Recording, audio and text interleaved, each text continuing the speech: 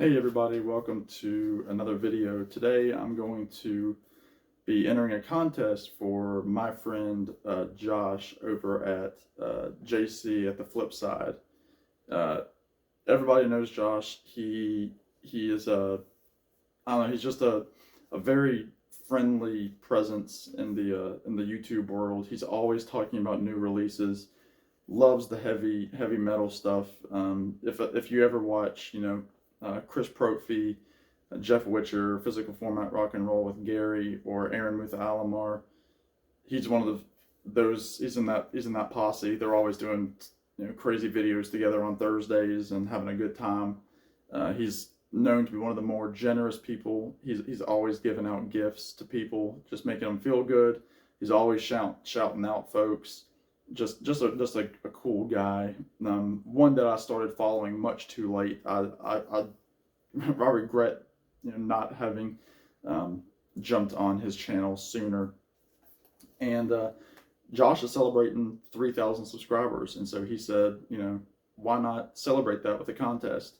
So Josh, this is my entry, my friend, and what Josh wants us to do is pretty simple. He wants us to shout out a channel, and he wants us to show 3 albums from different decades, from the 70s, 80s, and 90s, all of which have specific meaning to Josh. As we all can relate more so with a decade due to our life and what all we've been doing in that regard. So the first part of the video is to shout out a channel, and I promised this gentleman a while back in a comment that I was going to shout him out, and I haven't done it yet because I didn't think that they were the right videos to shout him out. This is perfect. So if you all would, please go over to Tom Daniel Williams VC. He's over in the UK, one of the the new up and coming folks in the vinyl community. He's sitting just below 30 subscribers, but he's always very kind in his comments to me. I know that he started watching videos that I've been doing with my friend Rich Strickler, where we're ranking the Beatles albums, and I'm happy that I played a role in getting him to start his channel as inspiration. That means a whole lot, because I'm not doing anything special on my channel that other people aren't doing. But yeah, check out Tom Daniel Williams VC. I'll link him up below, as well as I will link up Josh's contest video below as well, because you also need to comment to let Josh know that you are entered. So without further ado, let me jump into the CDs here. The first is 1977's Running on Empty by Jackson Browne. Probably my favorite Jackson Browne album as of now. I think it's his most commercially successful. You've got all the songs on here that they were recorded live in some format. Now, some of the live performances were on the bus, on the interstate. Some of them were backstage in the dressing room, and many of them, of course, were recorded in front of an audience. I mean, you obviously, and it's also it's a concept album about a musician on the road, because you start with the song Running on Empty, the big hit off the album. Then you have the song The Road, which was a Danny O'Keefe song. The song Rosie, which is about a groupie. You have the song You Love the Thunder, Cocaine, which has been called 100 different things. Cocaine Blues being one of them. It's his take on cocaine. Then on side 2, you have Shaky Town, Love Needs a Heart, which is a Lola George co-write from Little Feat. You have Nothing But Time, and then you have the big finale of the medley of The Loadout and Stay, which is Jackson Browne's tribute to his roadies, and that's still played all over adult contemporary stations. But it's one of my favorite albums of late. I've listened to it a lot, listened to it today, and that's why I decided to make it the first video in this entry. The first album, I should say, excuse me.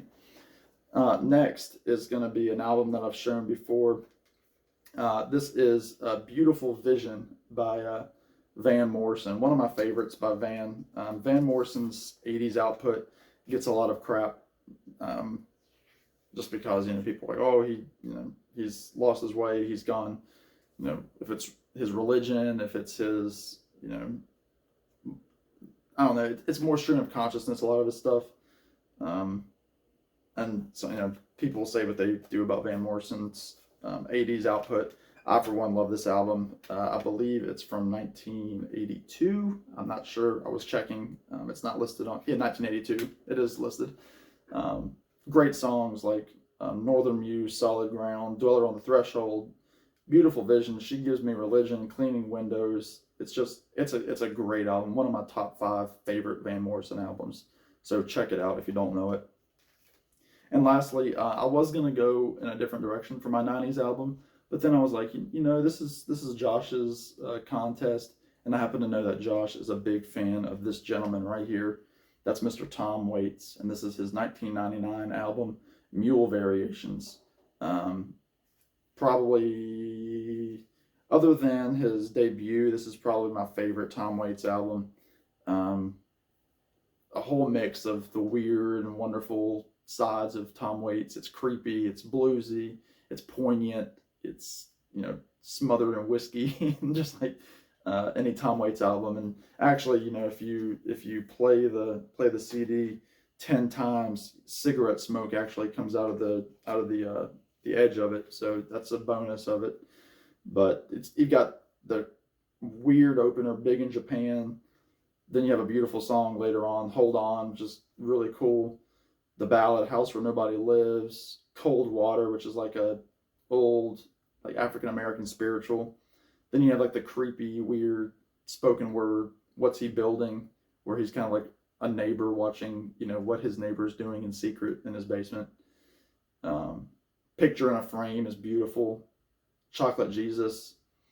And then, of course, the climax of the whole album is the finale with his beautiful ballad, Come On Up to the House, a song which I've been fortunate enough to play with my band many times. I love to play it. I love to sing it. I love when somebody else sings it. It's beautiful. It's a beautiful, perfect Tom Waits song, one of his best.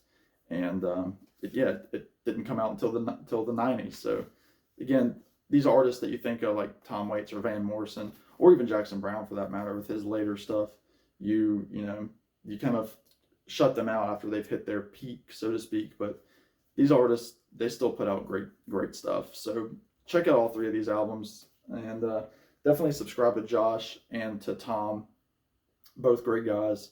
Josh, I hope that this contest pushes you closer to 4,000 subscribers. Now that you're past the 3,000 mark, you deserve it. And yeah, I don't have anything bad to say about him.